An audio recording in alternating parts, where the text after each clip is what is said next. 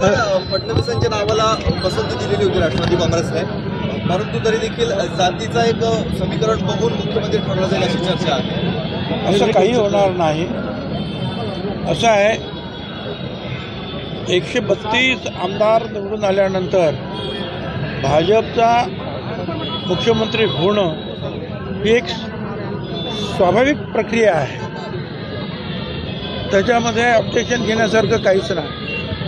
एक लक्षात घेतलं पाहिजे की शिंदे साहेब ज्यावेळेला मुख्यमंत्री झाले त्यावेळेला सगळ्यांना वाटत होतं की परत फडणवीस मुख्यमंत्री होतील आणि शिंदे साहेब उपमुख्यमंत्री होतील। परंतु शिंदे साहेब मुख्यमंत्री झाले, फडणवीसांनी सांगितलं मी लांब राहून बाहेर राहून काम करेन, परंतु त्यांना दिल्लीवरून आदेश आला की नाही तुम्ही उपमुख्यमंत्री म्हणून काम करायचं।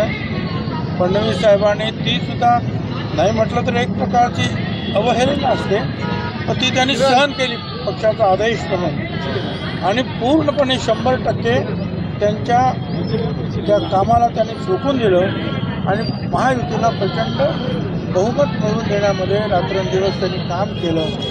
त्यामुळे बाकीचे प्रश्न जे आहेत हे आता इथे निर्माण होत नाही।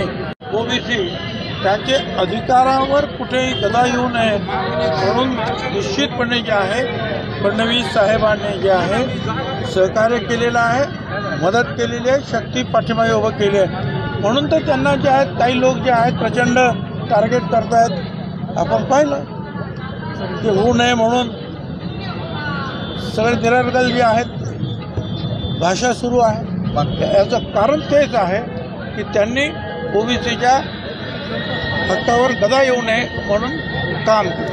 आज जाऊन ते ठरवणार आहेत काय फॉर्म्युला असेल ते।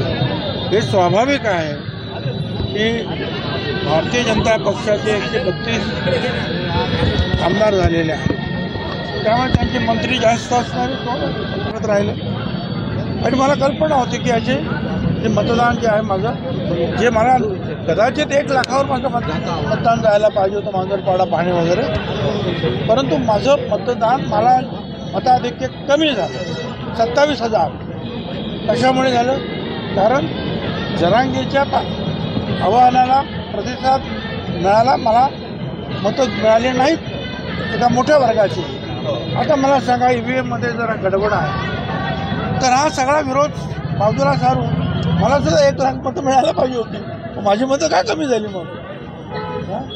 हा एक मुद्दा विचारात घेण्यासारखा आहे। बाकी आता हे ठीक आहे, काय लोकसभेला मात्र ते बरोबर होतं, आता चूक आहे ठीक आहे।